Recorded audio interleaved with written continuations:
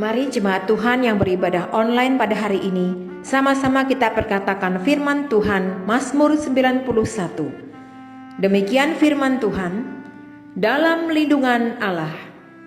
Orang yang duduk dalam lindungan yang maha tinggi dan bermalam dalam naungan yang maha kuasa akan berkata kepada Tuhan, tempat perlindunganku dan kubu pertahananku, Allahku yang kupercayai. Sungguh, Dialah yang akan melepaskan engkau dari jerat penangkap burung, dari penyakit sampar yang busuk. Dengan kepaknya ia akan menudungi engkau. Di bawah sayapnya engkau akan berlindung. Kesetiaannya ialah perisai dan pagar tembok.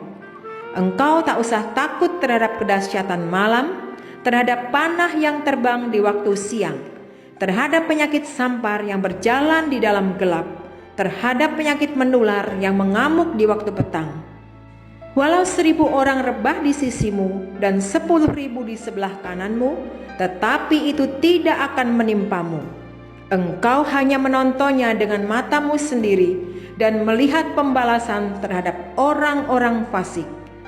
Sebab Tuhan ialah tempat perlindunganmu, yang maha tinggi telah kau buat tempat perteduhanmu. Malapetaka tidak akan menimpa kamu, dan tulah tidak akan mendekat kepada kemahmu. Sebab malaikat-malaikatnya akan diperintahkannya kepadamu untuk menjagai engkau di segala jalanmu. Mereka akan menatang engkau di atas tangannya, supaya kakimu jangan terantuk kepada batu. Singa dan ular tedung akan kau langkahi. Engkau akan menginjak anak singa dan ular naga. Sungguh hatinya melekat kepadaku, maka aku akan meluputkannya. Aku akan membentenginya, sebab ia mengenal namaku. Bila ia berseru kepadaku, aku akan menjawab. Aku akan menyertai dia dalam kesesakan. Aku akan meluputkannya dan memuliakannya. Dengan panjang umur akan kukenyangkan dia, dan akan kuperlihatkan kepadanya keselamatan daripadaku. Amin. Puji nama Tuhan. Shalom. Kita masuk di minggu pertama Juni ini, Bapak Ibu kasih, dan masih memperingati hari raya Pentakosta di mana Roh Kudus dicurahkan bagi setiap kami. Kita percaya bahwa Roh Kudus sebenarnya sudah ada ya di dalam hidup kami, hidup kita, dan biarlah Roh itu yang aktif terus di dalam hidup kita, memimpin, menuntun, mengajari, menghibur setiap Bapak Ibu saudara terkasih dan kita semua diberkati. Kita bersatu dalam doa untuk membuka ibadah pagi hari ini. Terima kasih Tuhan, kalau kami boleh diberi kesempatan kembali untuk memperingati hari-hari di mana Roh Kudus-Mu tercurah bagi setiap murid-murid-Mu, bagi setiap umat-Mu. Kami percaya Roh-Mu sudah tercurah atas setiap hidup kami, dan kami berdoa biarlah Roh itu aktif di dalam hidup kami Tuhan. Kuasanya Tuhan dinamis Tuhan di dalam hidup kami, bergerak terus lebih besar, lebih dahsyat oleh setiap umat-Mu, supaya setiap orang yang melihat kehidupan kami akan berkata, sungguh ada Yesus di dalam kehidupan mereka. Pagi hari ini kami tahbiskan Tuhan ibadah pagi hari ini. Kami menyerahkan ke dalam tangan-Mu, biar Engkau yang dimuliakan, Engkau yang dihormati, Engkau yang dipuji, Engkau yang diagungkan.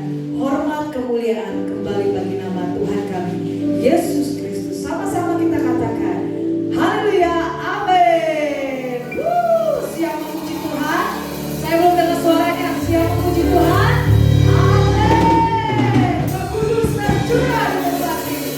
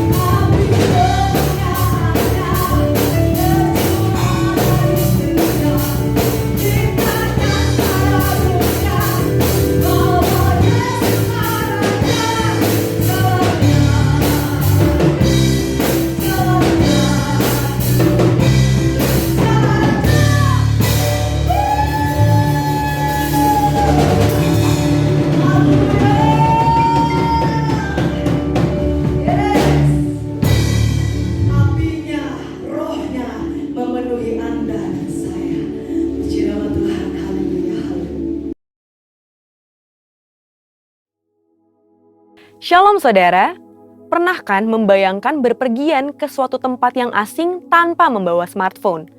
Hal ini mungkin menakutkan bagi sebagian dari kita. Ini menunjukkan betapa teknologi tidak dapat terlepas dari kehidupan manusia. Sehari-hari teknologi membantu hidup kita menjadi lebih baik, lebih mudah dan lebih efisien. Dari alarm yang membangunkan kita di pagi hari, informasi perkiraan cuaca hari ini, mana rute tercepat ke kantor, jumlah langkah kita setiap hari, hingga memberikan rekomendasi tempat makan yang terbaik. Sebenarnya, sumber teknologi itu dari mana? Mari kita lihat apa yang dikatakan Alkitab. Kitab Kejadian pertama-tama memperkenalkan Allah sebagai Allah pencipta dan manusia adalah salah satu dari ciptaannya. Uniknya, manusia dibentuk menurut gambar dan rupa Allah pencipta itu sendiri. Manusia diberikan perintah untuk menguasai dan mengelola bumi sambil berjalan dalam hubungan yang intim dengan Allah. Namun, karena ketidaktaatannya, manusia melanggar perintah Allah. Menyadari keadaannya telanjang, manusia membuat cawat dari pohon ara. Ini adalah pertama kalinya manusia menciptakan teknologi. Melihat kelemahan dari teknologi pakaian buatan manusia itu, Allah membantu meningkatkan kualitasnya. Bahan pakaian dari daun yang mudah rusak diganti dengan kulit binatang yang lebih tahan lama. Dari sini kita melihat bahwa sumber dari teknologi adalah Allah sendiri. Yakobus 1 ayat 7 menuliskan bahwa setiap pemberian yang baik dan setiap anugerah yang sempurna datangnya dari atas, diturunkan dari Bapa segala terang. Kejadian 1 ayat 31 menyatakan bahwa Allah melihat segala yang dijadikannya itu sungguh amat baik. Jika teknologi itu dari Allah, maka teknologi itu pasti baik bagi manusia. Alkitab mencatat bahwa teknologi terus berkembang dari satu generasi ke generasi berikutnya. Selain itu, ada juga lompatan kemajuan teknologi sebagai akibat dari pewahyuan dari Allah kepada tokoh-tokoh tertentu. Nuh diberi instruksi ilahi untuk membangun satu bahtera yang panjangnya 1,5 kali lapangan sepak bola, lebarnya 2 kali truk kontainer, dan tingginya seperti bangunan 4 lantai. Tanpa teknologi yang hebat, tidak mungkin bisa dibangun satu konstruksi sebesar ini. Bagaimana dengan teknologi yang dijelaskan Yusuf kepada Firaun mengenai cara menyimpan gandum yang luar biasa banyaknya dalam 7 tahun kelimpahan, sehingga dalam 7 tahun masa kekeringan, gandum itu tidak busuk? Mendengar hal ini, Firaun berkata bahwa Yusuf adalah seorang yang penuh dengan roh Allah, yang demikian berakal budi dan bijaksana. Bezalel dan Aholiab membantu Musa membangun bait Allah di padang gurun dipenuhi roh Allah sehingga mampu membuat suatu tempat yang layak untuk Allah yang Maha Kudus hadir dan menyatakan kemuliaannya. Roh Kudus memberikan pewahyuan kepada orang percaya untuk menjadi unggul dalam teknologi. Jadi bagi saudara yang bekerja dalam bidang penelitian dan perkembangan teknologi, sungguh-sungguhlah mendalami ilmu yang saudara miliki dan mintalah pengurapan dari Roh Kudus untuk mendapat hikmat bagi terobosan-terobosan teknologi yang berguna untuk kehidupan manusia dan kepentingan kerajaan Allah. Namun, kejatuhan manusia dalam dosa juga memberi dampak buruk atas teknologi. Hal ini ditunjukkan dengan berbagai penyalahgunaan teknologi yang ada, seperti obat anestesi yang bermanfaat dalam dunia medis diselewengkan menjadi narkoba yang merusak generasi. Internet yang memudahkan hidup manusia disalahgunakan untuk penyebaran konten pornografi. Menyadari manfaat teknologi dan kemungkinan penyalahgunaannya, kekristenan tidak anti teknologi. Gereja justru memberikan sumbangsih bagi perkembangan teknologi. Sebagai contoh, University of Paris di bawah pengawasan Cathedral of Notre Dame de Paris diakui sebagai pusat intelektual di Eropa pada abad pertengahan. Thomas Aquinas, salah satu tokoh dari sekolah tersebut, adalah seorang filsuf yang diakui dunia sekaligus seorang ahli teologi yang memberikan kontribusi besar kepada doktrin gereja. Albertus Magnus, seorang ahli teologi, juga menguasai ilmu botani, kimia, metafisika, dan ilmu pengetahuan lainnya. Ini bukti bahwa seorang yang rohani juga dapat unggul dalam ilmu pengetahuan. Sejalan dengan itu, kelompok Pentakosta juga sangat terbuka terhadap teknologi dan perkembangannya. Dalam buku Thinking in Tongues, James K.A. Smith memberikan gambaran mengenai spiritualitas Pentakosta sebagai berikut. Yang pertama, keterbukaan radikal kepada Allah. Dalam hal teknologi, kelompok Pentakosta terbuka bagi kegerakan Roh Kudus dinyatakan melalui teknologi. Yang kedua, Roh Kudus dipercaya turut hadir dalam ciptaan Allah dan dalam ciptaan manusia. Yang ketiga, kelompok Pentakosta percaya bahwa tubuh dan dunia materi tidak jahat, sehingga penggunaan dan perkembangan teknologi untuk kemajuan dunia materi dianggap tidak salah selama diarahkan untuk kepentingan kerajaan Allah dan kebaikan umat manusia. Keempat, pengetahuan dapat bersumber dari perasaan dan pengalaman yang disampaikan dalam bentuk cerita atau narasi.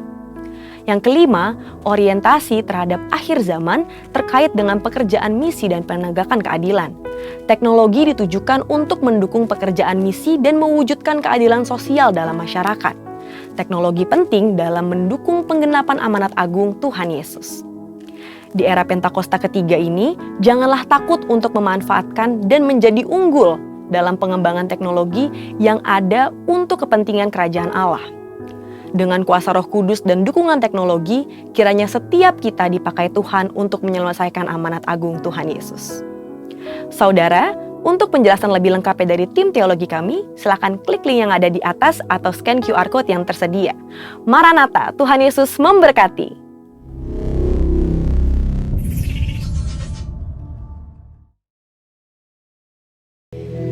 Terima kasih Tuhan. Engkau bawa kami terus menikmati hadirat. Seperti Daud berkata bahwa hadirat adalah tempat terbaik bagi umat Tuhan. Dan ketika kami masuk,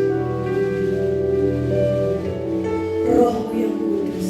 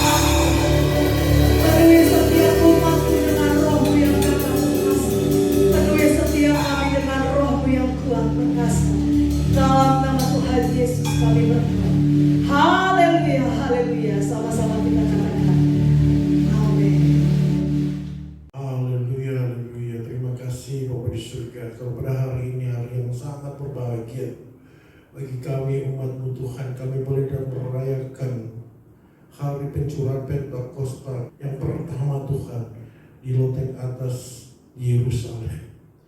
Tuhan, terima kasih Tuhan, kami boleh dapat penuh sukacita bahwa Engkau tidak akan tinggalkan kami yatim piatu. Engkau berikan roh penolong buat kami, roh penghibur bagi kami, yaitu roh kebenaran yang menuntun kami sehingga kami tidak tersesat.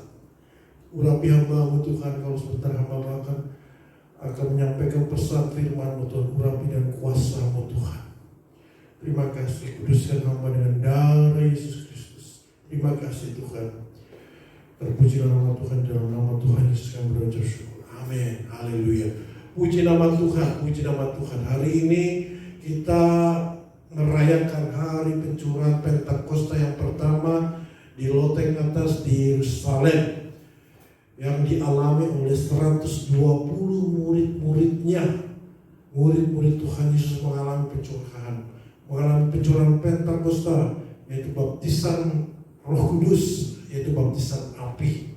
Selama 10 hari mereka menanti-nantikan pencurahan Pentakosta, karena sesuai dengan pesan Tuhan Yesus sebelum Yesus naik terangkat ke surga, tidak boleh engkau pergi kemana-mana. Engkau harus menanti-nantikan pencurahan Pentakosta, yaitu hari ke-10. Dan hari inilah hari pencurahan Roh Kudus. Dan hari inilah penggenapan firman Tuhan dalam Kisah Para Rasul 1 ayat 8 yang berkata, tetapi kamu akan menerima kuasa kalau Roh Kudus turun atas kamu, dan kamu akan menjadi saksiku di Yerusalem, di seluruh Yudea, Samaria, sampai ke ujung bumi. Haleluya. Judul khotbah saya adalah Yesus memperlengkapi kita semua dengan kuasa dari tempat yang tinggi. Haleluya. Mari kita buka firman Tuhan dalam Lukas 24 ayat 49. Lukas 24 ayat 49, demikian firman Tuhan. Dan aku akan mengirim kepadamu apa yang dijanjikan Bapakku. Tetapi kamu harus tinggal di dalam kota ini sampai kamu diperlengkapi dengan kekuasaan dari tempat yang tinggi. Puji nama Tuhan. Tuhan tahu kekuatan kita tidak seberapa. Roh memang penurut tapi daging lemah. Dan Tuhan Yesus mau supaya kita menjadi saksi Tuhan. Dan Tuhan Yesus mau supaya kita menghasilkan buah pertobatan yang baik, buah pelayanan yang baik, buah perbuatan baik yang baik, dan juga buah roh, kasih, sukacita, damai sejahtera, kesabaran, kebaikan, kesetiaan, kelemah lembutan, dan penguasaan diri. Semuanya itu harus dihasilkan setiap anak-anak Tuhan. Tentu tanpa kekuatan dari Tuhan Yesus engkau tidak dapat berbuat apa-apa sesuai firman Tuhan. Makanya Yesus berkata, melekatlah, abide in, tinggallah di dalam Tuhan, penuhlah dengan kuasa Roh Kudus. Amin. Simon Petrus betapa bergayanya, dia berkata, aku akan menjadi saksi. Aku yang paling terdepan jikalau guru ditangkap. Namun kenyataannya Simon Petrus menyangkal 3 kali. Kenapa? Karena Petrus belum mengalami kepenuhan Roh Kudus. Kenapa kita gagal? Kenapa kita jatuh? Karena kita tidak menjaga kepenuhan Roh Kudus dalam kehidupan kita. Tuhan menyuruh supaya kita menghasilkan buah yang baik, bukan berarti tidak diperlengkapi. Makanya di dalam Lukas 24 ayat 49 itu, kamu diperlengkapi dengan kekuasaan dari tempat tinggi. Dan ini jadi Tuhan. Urutannya pada saat kita bertobat, kita dibaptis ya, dengan air. Seperti firman Tuhan di Yohanes berkata begini dalam Matius 3 ayat 11. Aku membaptis kamu dengan air sebagai tanda pertobatan. Kalau engkau punya langkah iman, dan engkau punya iman, harus punya langkah iman bahwa dirimu dibaptis. Dan itulah tanda pertobatan. Tetapi Yesus datang kemudian daripadaku, lebih berkuasa daripadaku, kata Yohanes Baptis. Dan aku tidak layak melepaskan kasutnya. Yesus akan membaptis kamu dengan Roh Kudus dan dengan api. Yesus akan membaptis Bapak Ibu Saudara dan saya dengan Roh Kudus dan dengan api. Pada saat kita mengalami baptisan Roh Kudus dan dengan api, ada tanda-tanda yang luar biasa, yang dahsyat dan hebat. Dan setiap anak Tuhan, murid-murid Tuhan harus mengalami seperti ini. Banyak pandangan orang, itu kan baptisan Roh Kudus itu zaman dulu. Sampai hari ini tetap berlaku. Amin. Baptisan Roh Kudus dan dengan api. Karena itu pintu gerbang supaya kita ada terobosan. Menjadi dewasa iman, tidak menjadi batu sandungan. Haleluya. Sehingga kita dimampukan menjadi saksi Tuhan. Puji nama Tuhan, puji nama Tuhan. Dalam Kisah Para Rasul 1 ayat 15 di situ dikatakan, pada hari-hari itu berdirilah Petrus di tengah-tengah saudara-saudara yang sedang berkumpul itu, kira-kira 120 orang banyaknya. Ternyata yang menanti-nantikan pencurahan Roh Kudus hanya 120 orang. Padahal pada saat Yesus terangkat ke sorga, itu sekitar 500-an lebih yang menyaksikannya. Dan yang menyaksikan Yesus bangkit ada 500-an lebih murid-murid Tuhan Yesus. Kemana yang lain? Kemana 380 orang lainnya? Dan yang menantikan hanya 24% dari 500 itu. Kemana 76%? Kadang-kadang inilah manusia. Dia manusia sifatnya tidak mau tunggu. Maunya instan. Ada waktunya Tuhan, ada kairosnya Tuhan. Bukankah ada lagu, waktu Tuhan pasti yang terbaik. Walau kadang tak mudah dimengerti, lewati cobaan, ku tetap percaya waktu Tuhan pasti yang terbaik. Kita tidak bisa paksakan waktunya Tuhan, kairosnya Tuhan. Kita tidak bisa suruh, wah Tuhan terangkat, curahkan hari itu juga Roh Kudus. Tapi Tuhan minta ada jeda waktu. Mau lihat, mau nyaring, mau pilih siapa yang sungguh-sungguh menanti-nantikan Tuhan. Yesaya 30 ayat 18, berbahagialah orang yang menanti-nantikan Tuhan. Jangan terburu-buru melangkah. Ayo doa, doa, doa, doa. Engkau harus menantikan di Yerusalem. Artinya apa di Yerusalem? Jangan pergi kemana-mana. Yerusalem itu artinya adalah sama dengan rumah doa. Di situ ada bait Allah. Jangan kau melangkah sebelum kau melangkah keluar rumah, sebelum engkau dipenuhi oleh Roh Kudus.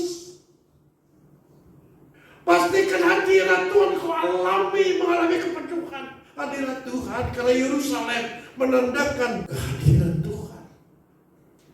Jehovah Shammah, Tuhan hadir. Amin. Dan Tuhan mau hidup kita dipimpin oleh Roh Allah. Roma 8 disitu dikatakan orang yang dipimpin oleh Roh Allah adalah anak-anak Allah. Sekali lagi, orang yang dipimpin oleh Roh Allah adalah anak-anak Allah. Dan Tuhan mau umat Tuhan dipenuhi oleh Roh Kudus. Baptisan Roh Kudus hanya sekali dan tanda awalnya adalah berbahasa baru. Sampai-sampai dalam Kisah Para Rasul 2 disitu dikatakan di tempat yang sangat strategis di Yerusalem. Orang-orang terkadang, loh kok dia bisa bangsa saya? Loh kok dia bisa bahasa ini? Mereka mendapatkan bahasa-bahasa yang baru. Bahkan ada orang yang mengejek, mereka ini mampu. Saat itu juga Petrus berdiri dan berkhotbah di hadapan 3.000 lebih dan 3.000 orang bertobat. Pasti di antara 3.000 orang itu berkata, bukankah ini Simon Petrus yang menyangkal pada saat Yesus disalib? Pasti. berita di daerah situ saat itu cepat menyebar. Tapi kenapa dia bisa berkuasa bertobat? Dia berkhotbah seperti apa yang tertulis dalam kitab Yoel. Dengan kuasa dan powerfulnya. Saat itu juga 3.000 orang bertobat dan terima Tuhan Yesus. Wow, dahsyat. Kita yakin itu bukan kuasa dari Petrus, tapi Roh Kudus yang ada di dalam Petrus. Dan Tuhan mau semua anak-anak Tuhan mengalaminya. Dan jangan anggap enteng. Hidup di dunia ini semakin hari bukan semakin menjadi lebih baik. Semakin banyak tantangan. Setan dan si iblis itu pun tahu waktunya sudah sangat singkat. Dan dia berusaha dengan tipu muslihatnya. Berbagai cara. Baik itu pakai multimedia, internet, sosmed, melalui game. Dia pakai melalui itu. Supaya orang-orang menjauh dari Tuhan. Jarang berdoa. Jarang baca Alkitab. Menganggap remeh. Bahkan tidak menghormati orang tua. Pastikan kita adalah orang-orang yang dipenuhi oleh Roh Kudus. Amin. Masuk di dalam 120 orang, yaitu 24%. Sebenarnya orang yang menjauh dari hadirat Tuhan, yang rugi bukan Tuhan. Yang rugi adalah diri sendiri. Dia akan tersesat. Sekalipun Tuhan selalu mengetuk pintu hati. Nah, bertobatlah. Ini luar biasa. Tuhan menghargai kepribadian manusia. Dia tidak bisa intervensi mendobrak pintu hati manusia. Karena hati manusia memiliki pilihan. Dia bisa bebas milih. Mau percaya atau tidak. Mau buka hati atau tertutup hati, mengeraskan hati. Tuhan tidak bisa paksakan. Tapi melalui hamba-hamba Tuhan, gembala maupun para pengkhotbah, supaya banyak orang bertobat. Amin. Gembala sidang selalu kita katakan, inilah pencurahan Pentakosta yang ketiga. Terjadi penuaian jiwa-jiwa terbesar. Pada akhirnya banyak orang akan bertobat, minta ampun dan berseru-seru. Haleluya. Haleluya. Pastikan kita mengalami bahasa yang baru. Karena itu penting sekali fasilitas dari Tuhan. Karena pada saat kita berdoa di dalam roh, bukan kedagingan kita yang berdoa berbicara, tapi roh kita. Dan setan tidak bisa dengar. Dan itu rahasia-rahasia surgawi. Hidup di dalam dunia tantangan yang sangat besar. Makanya Rasul Paulus berdoa di dalam doanya di dalam Efesus 3 ayat 18 sampai 19. Mari kita baca doa Paulus.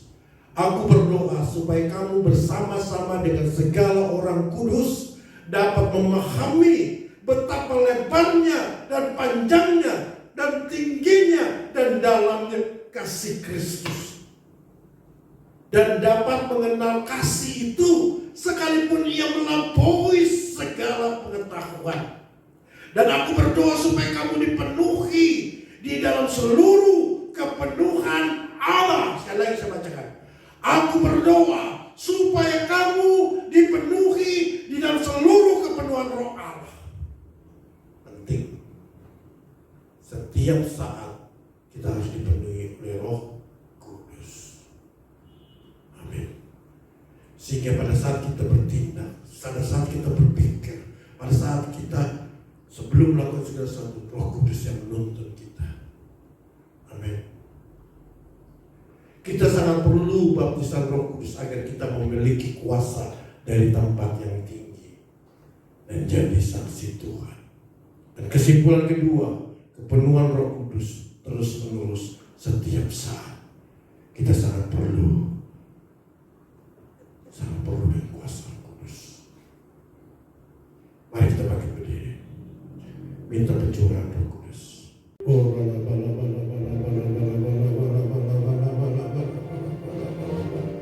Angkat kedua tanganmu.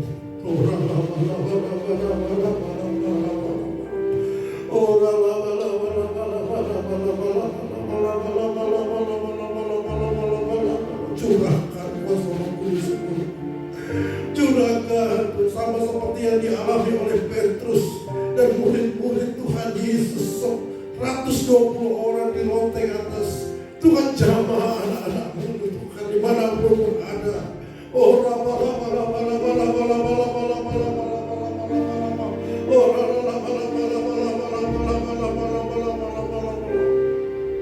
ku rasakan kasih-Mu Tuhan, ku rasakan kuasa-Mu Tuhan, ku rasakan kasih kuasa Roh Kudus, ku rasakan kehadiran-Mu, ku rasakan kasih-Mu Tuhan, ku rasakan kuasa-Mu Tuhan, ku rasakan kasih kuasa Roh Kudus, ku rasakan kehadiran-Mu. Curahkanlah kuasa-Mu Tuhan, mujizat terjadi di tempat ini. Curahkanlah kuasa-Mu Tuhan, mujizat terjadi sekarang ini. Mujizat terjadi sekarang ini. Mujizat terjadi sekarang ini. Haleluya, haleluya. Terima pencurahan Roh Kudus di dalam nama Tuhan Yesus, di dalam nama Tuhan Yesus. Baptis anak-anak-Mu Tuhan dengan Roh Kudus, baptis dengan Roh Kudus, baptis dengan Roh Kudus, baptis dengan api di dalam nama Tuhan Yesus. Baptis dengan Roh Kudus, api Roh Kudus, api, fire, Holy Spirit di dalam nama Tuhan Yesus Kristus.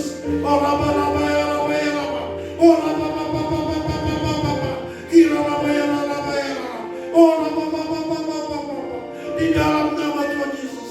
Haleluya, haleluya. Damai sejahtera Allah yang melampaui segala akal tercurah pada kami semua dalam nama Tuhan Yesus. Haleluya, haleluya. Semua yang percaya katakan amin. Haleluya, haleluya. Silakan duduk.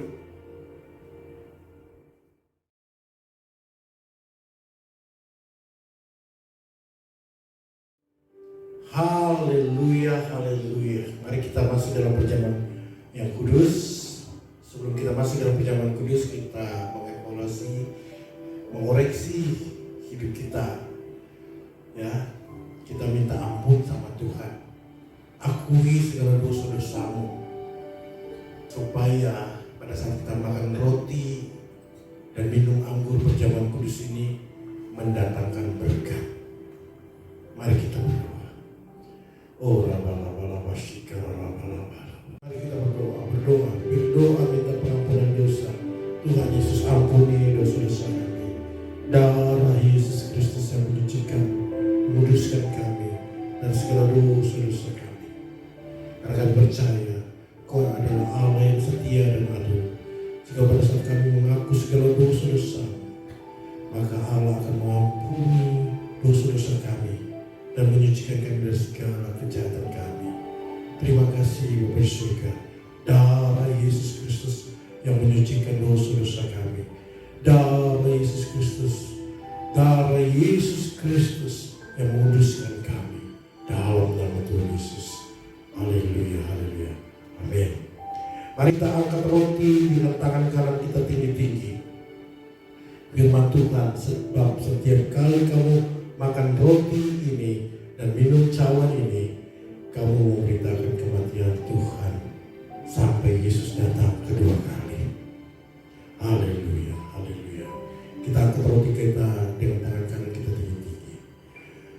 Demikian firman Tuhan. Sebab apa yang telah kuteruskan kepadamu telah aku terima dari Tuhan, yaitu bahwa Tuhan Yesus pada malam waktu Yesus diserahkan mengambil roti, dan sesudah itu ia mengucap syukur atasnya. Ia memecah-mecahkannya dan berkata, inilah tubuhku yang diserahkan bagi kamu. Perbuatlah ini menjadi peringatan akan aku.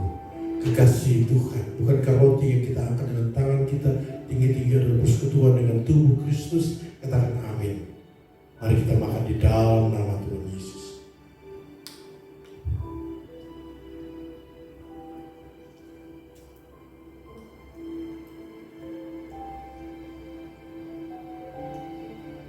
Haleluya, haleluya. Mari kita angkat cawan kita tinggi-tinggi.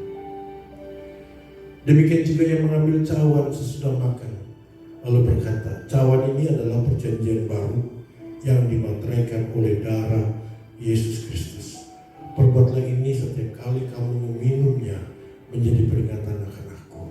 Kekasih Tuhan, bukankah cawan anggur yang kita angkat dengan tangan kanan kita tinggi-tinggi ini adalah persekutuan dengan darah Yesus Kristus? Mari kita minum di dalam nama Tuhan Yesus.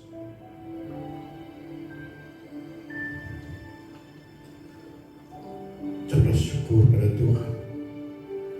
Naikkan syukur bagi Tuhan. Terima kasih karunia limpah bagi kami. Haleluya, haleluya. Terima kasih. Terima kasih Yesusku. Terima kasih Yesusku. Puji syukur hanya bagi Tuhanku. Terima kasih Yesusku. Terima kasih Yesusku. Puji syukur hanya bagi Tuhanku. Puji syukur hanya bagi Tuhanku. Puji syukur hanya bagi Tuhan. Haleluya, haleluya. Mari angkat kedua tanganmu, penuhi dengan Roh Kudus. Terima pencurahan Roh Kudus. Terima pencurahan Roh Kudus. Terima. Oh, maafkan kalau masyikar. Haleluya, haleluya, haleluya, haleluya. Apa yang dimaksud dengan Pentakosta ketiga? Pentakosta ketiga adalah pencurahan Roh Kudus yang dahsyat di zaman ini, melebihi yang terjadi di Azusa Street. Pentakosta ketiga akan mengakibatkan penuaian jiwa yang terbesar dan yang terakhir sebelum Tuhan Yesus datang kembali. Pentakosta ketiga akan membangkitkan generasi Yeremia, yaitu anak-anak muda yang dipenuhi Roh Kudus, cinta mati-matian kepada Tuhan Yesus, tidak kompromi terhadap dosa, dan akan bergerak untuk memenangkan jiwa. Pentakosta ketiga lahir di Indonesia dan bergerak ke bangsa-bangsa. Gerakan ini dari timur ke barat dan akan kembali ke Yerusalem. Pentakosta ketiga akan memberikan kuasa untuk menyelesaikan amanat agung, dan setelah itu Tuhan Yesus datang kembali.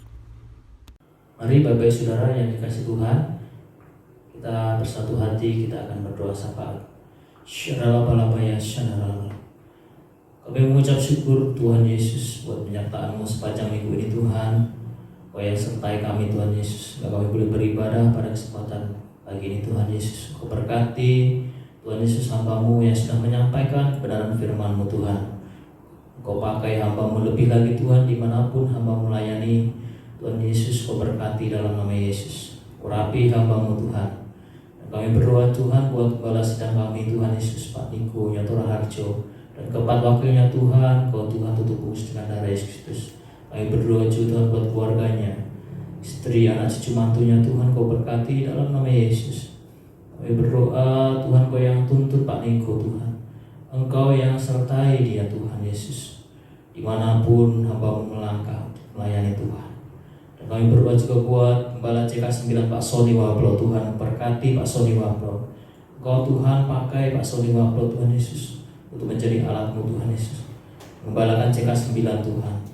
Dan kami berdoa juga buat usaha pekerjaan hamba-Mu Tuhan, berkati dalam nama Yesus. Dan kami berdoa buat seluruh kepala cabaran CK9 Tuhan berkati, dimanapun Tuhan mereka mengembalakan Tuhan, biarlah Tuhan mereka boleh bersatu hati, unity Tuhan. Kami berdoa buat gembala kami Pak Ger Sarapi Tuhan, Engkau berkati hamba-Mu Pak Ger Tuhan Yesus, yang mengembalakan kami Tuhan Yesus. Dan juga Tuhan Kau urapi hamba-Mu, penyertaan-Mu Tuhan sempurna atas hamba-Mu dimanapun hamba-Mu boleh Kau pakai melayani Tuhan. Dan kami berdoa juga Tuhan buat Buning Tuhan Yesus, istrinya Tuhan berkati Buning, berkati kesehatannya Tuhan, Kau pakai lebih lagi Tuhan Buning Tuhan. Dan ketika anaknya Ika dan Nina dan Ariel Tuhan, berkati masa depannya Tuhan, di dalam studi, di dalam pekerjaannya Tuhan juga berkati dalam nama Yesus. Dan apapun yang diperbuatnya Tuhan buat berhasil. Kami berdoa bagi bangsa kami Indonesia Tuhan Yesus. Oh Tuhan, berkati bangsa kami Indonesia Tuhan Yesus. Kau berkati pemimpin bangsa kami Pak Jokowi dan juga Pak Maruf Amin Tuhan Yesus. Kau berkati Pak Jokowi Tuhan Yesus, kesehatannya, keluarganya Tuhan berkati. Berkati setiap keputusan yang diambil Tuhan boleh berasal daripada-Mu Tuhan, untuk mendatangkan damai sejahtera dan kesejahteraan bagi Indonesia. Kami berdoa juga buat para menteri yang ada Tuhan, yang sudah dibentuk Tuhan Kau berkati dalam nama Yesus. Dan kami berdoa juga Tuhan buat TNI Polri, keamanan Indonesia Tuhan berkati dalam nama Yesus. Biarlah Indonesia damai, biarlah Indonesia unity Tuhan Yesus. Kami berdoa Tuhan perekonomian Indonesia Tuhan berkati dalam nama Yesus. Dan Tuhan juga mendatangkan para investor Tuhan bagi bangsa kami Indonesia. Tuhan kami berdoa buat penuntasan COVID-19 ini Tuhan Yesus boleh segera berakhir. Dan kami percaya Tuhan Indonesia akan diberkati dalam nama Yesus. Dan kami juga berdoa Tuhan buat roh pengenalan akan Tuhan bagi bangsa kami Indonesia Tuhan curahkan, biarlah Indonesia diselamatkan. Kami berdoa buat api Pentakosta yang ketiga Tuhan curahkan bagi Indonesia. Oh Tuhan Yesus, Kau pakai juga Tuhan generasi Yeremia, yaitu generasi anak-anak muda yang cinta mati-matian kepada Tuhan untuk menuntaskan amanat agung Tuhan Yesus. Dipakai Tuhan Yesus sebelum Kau datang yang kedua kali Tuhan Yesus, Kau pakai generasi anak-anak muda ini Tuhan. Terima kasih Tuhan, kami berdoa juga buat pelayan Tuhan yang sudah ambil bagian pada kesempatan ini Tuhan. Kau memberkati WL Tuhan Yesus, main musik, Kau memberkati multimedia, editor, semua yang terlibat pada kesempatan ini Tuhan. Kau memberkati Tuhan Yesus dalam nama Yesus. Dan kami berdoa juga Tuhan buat jemaat-Mu yang sudah beribadah melalui online ini ya Bapa. Biarlah Tuhan Kau berkati mereka dimanapun mereka boleh berada. Kau berkati usaha pekerjaan mereka dalam nama Yesus. Engkau Tuhan yang menjamah dimanapun mereka boleh berada. Terima kasih Tuhan Yesus, terima kasih. Kami berdoa dalam nama Yesus. Dan sebelum kami akhiri ibadah ini Tuhan Yesus, kami rindu menerima berkat-Mu yang akan disampaikan melalui hamba-Mu. Kiranya Engkau memberkati aku berlimpah-limpah dan memperluas daerahkan dan memperluas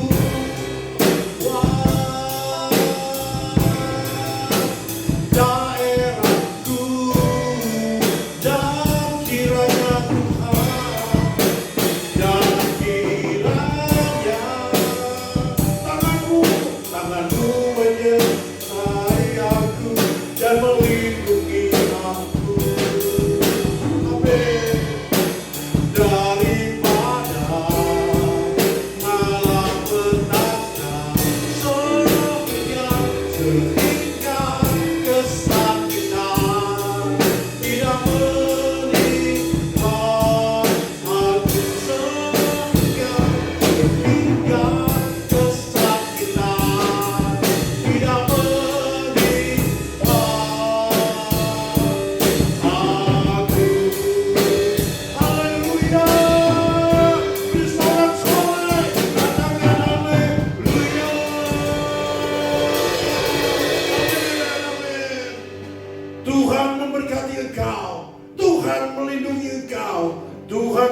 menyinari kau dengan wajahnya dan memberikan kau kasih karunia. Dan Tuhan menghadapkan wajahnya kepadamu dan memberikan kau damai sejahtera. Terimalah berkat damai sejahtera, sukacita, kasih karunia dari Bapa Surgawi melalui putranya Yesus Kristus.